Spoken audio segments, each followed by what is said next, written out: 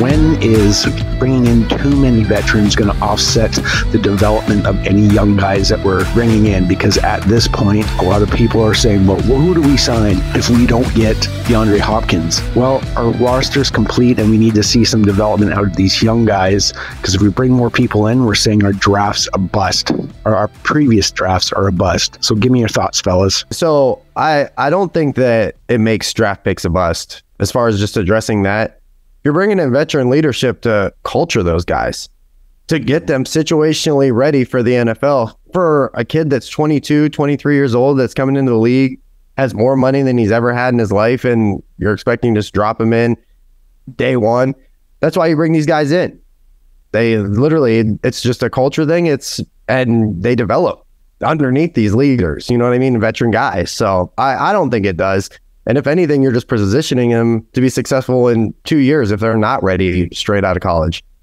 No, I agree with that in terms of the Browns were awful in one-score games last year. And part of that is the Browns, I feel like the Browns have been one of the youngest teams in football for the last 10 years. Like, we're always super young.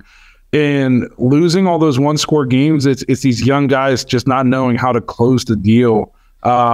At the end of games. I mean, the Jets game, that kind of stuff. So you bring in this veteran leadership to kind of, like you said, build a culture of winning, teaching these guys what it takes to be a pro. You have to play 60 full minutes. If you play 58 and a half minutes, and then you'll lose the game.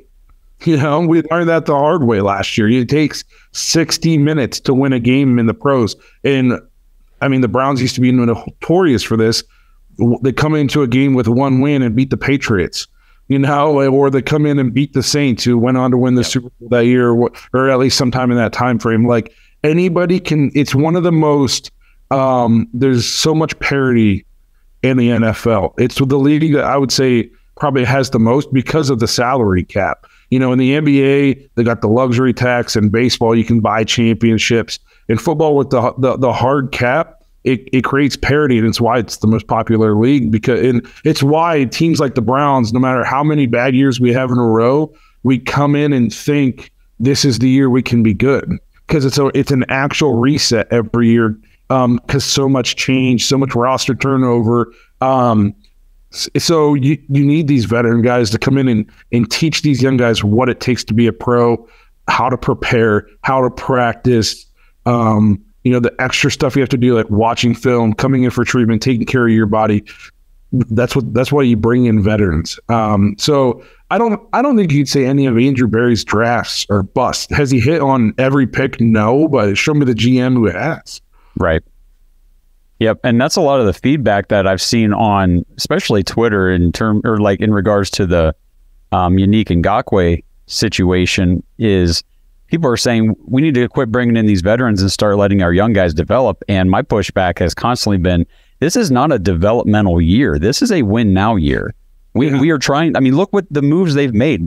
The Browns front office. This team is trying to win right now. This is not a time to say, well, let's make sure we get all our young guys in there and get them some experience. If we drop a game here or there, there's not always next year. There's this year. We got to quit thinking past this one before it even starts. That's where I'm at on that. Browns fans, it's hard to change their mindset, though. Our whole lives, it's been get these young guys in, develop them. They're going to be good 3 years from now. We're not worried about 3 years from now. We're worried about this year finally. And, it's just tough to break that mindset.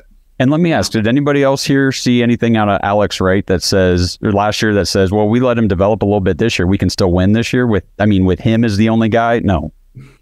No, and you can get developed. Yes, game reps are like the most important thing, but you can get mental reps in practice. There's training camp, and then you're there learning from a guy who gets 10 sacks every year. You know what I mean? That is development. Just getting thrown to the the Wolves is not development. How did Deshaun Kaiser develop? How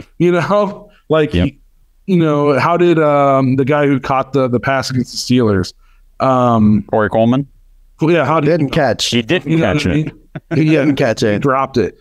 So that's one of those, like, the development thing. It's kind of overblown. Yeah, especially with. I mean, you look at like Aaron Rodgers. and obviously quarterbacks play way longer careers than most other positions, but I mean, he sat for a while and ended up being one of the greatest ever. Yeah, you got to bring in the veterans for the culture and the fact that, you know, we need to win. We want to win this year. So, yeah. And that's, go ahead. You do have to run the risk, I feel like, of possibly when you got to trim down the roster next year, you didn't get to see all these guys in game.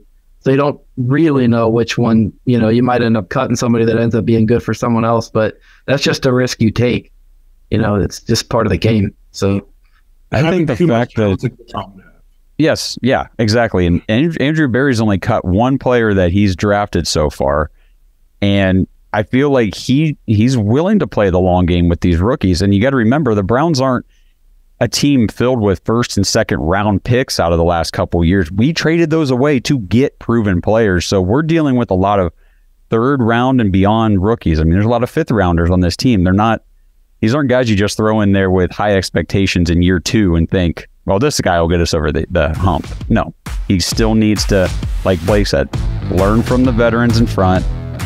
You know, and that just makes them cheaper on second contracts when they develop. So, I don't know. I think Andrew Berry's playing a smart game here. I do.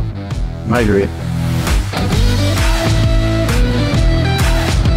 Thanks for listening to another episode of the Dawgs Podcast. Make sure you subscribe on YouTube and follow us on Twitter at the Dawgs Podcast. Get your thoughts on the show at thedawgspodcast.com.